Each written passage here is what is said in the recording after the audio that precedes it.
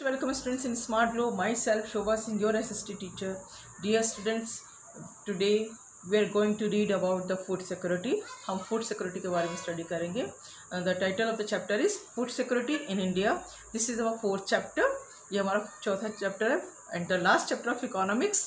और इसमें हम पता करेंगे कि आखिर फूड सिक्योरिटी है क्या, what is food security and इसको कैसे इंश्योर किया है इंडिया में, और भी बहुत सारे हम जो टॉपिक को कवर करेंगे. So let's start our chapter food security in India. Class 9 social study food security in India.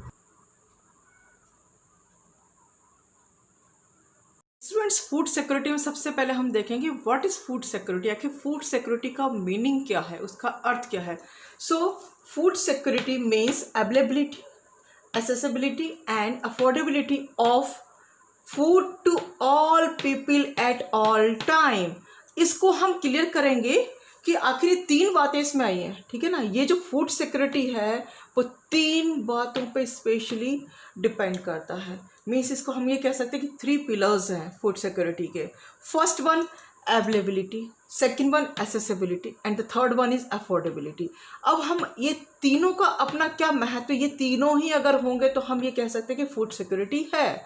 अगर इन तीनों में से किसी एक का भी अगर मान लो एब्सेंस हुआ तो फूड सिक्योरिटी हमारी नहीं कही जाएगी. क्यों, आखिर कैसे इन तीनों पर डिपेंड करता है, आइए हम एक एक चीज़ को समझते हैं.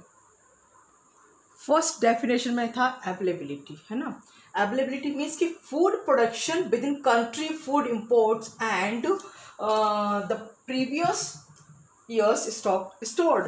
मीन्स कि फूड अवेलेबिलिटी यहाँ पे कहने का मतलब है कि फूड जो है वो अवेलेबल हो हर एक व्यक्ति के लिए.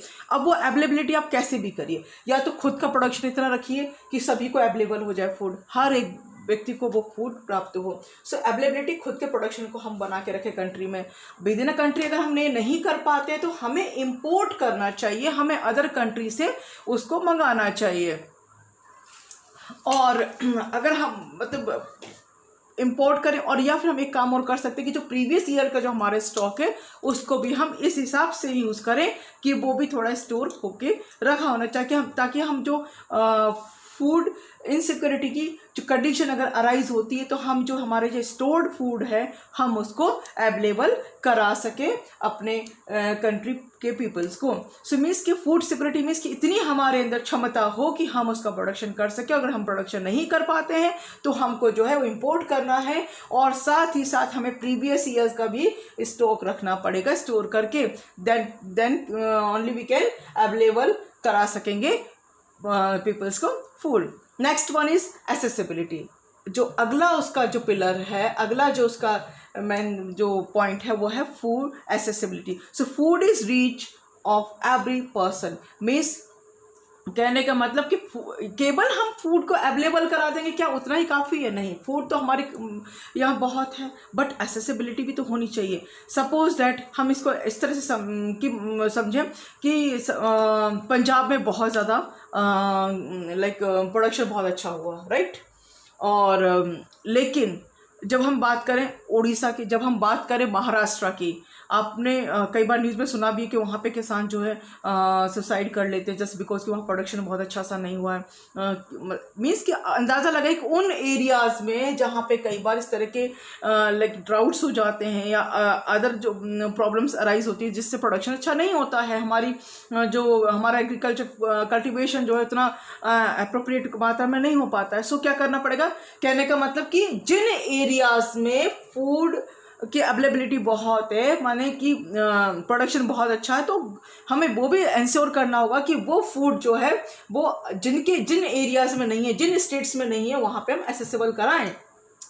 मीन्स पहुँच करवाएं कि लोगों के हाथ तक तो पहुँचे. एटलीस्ट मतलब हम अवेलेबल करा रहे हैं बट उनके हाथ तक तो नहीं पहुँच पा रहा है. मतलब जहाँ पे प्रोडक्शन अच्छा है तो जिन स्टेट्स में नहीं है वहाँ पे हम उस चीज़ को पहुँचाएं. सो एक्सेसिबिलिटी.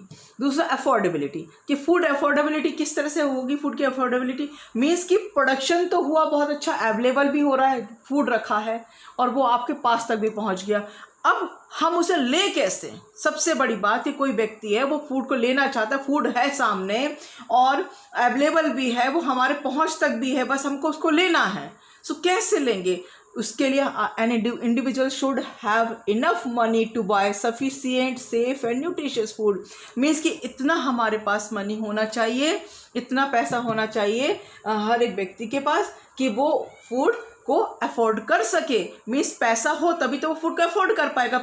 अवेलेबल है, एक्सेसिबल है, लेकिन अफोर्डेबिलिटी की अगर हमारे पास पावर नहीं तो we can't take food.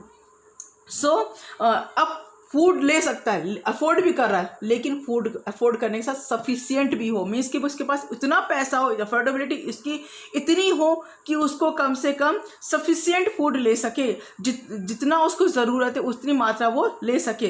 Plus food safe भी होना चाहिए, सुरक्षित भी होना चाहिए। और न्यूट्रिशियस फूड मीन्स कि अफोर्डेबिलिटी भी इस हिसाब की होनी चाहिए कि वो जो है एक न्यूट्रिशियस फूड को परचेस कर सके, उसको बाय कर सके।